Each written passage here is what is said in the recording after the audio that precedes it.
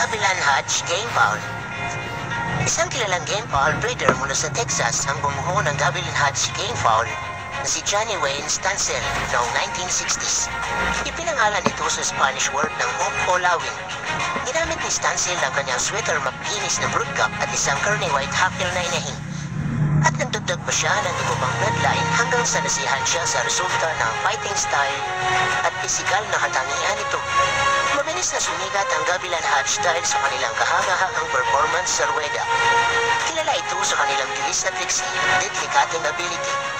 Sa paglipas ng panahon, ang manok na ito ay naging isa sa pinakainahangad na breed sa Philippine Game Farms dahil sa pambihirang kakayahan ito sa paglaban.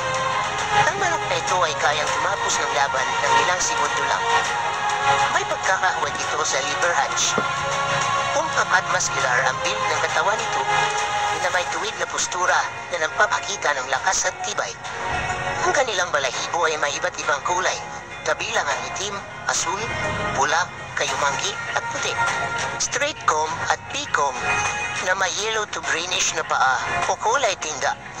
Napaka-agresibo ng manok na ito at wagas ang aking katapangan, pero maamo ito sa tao.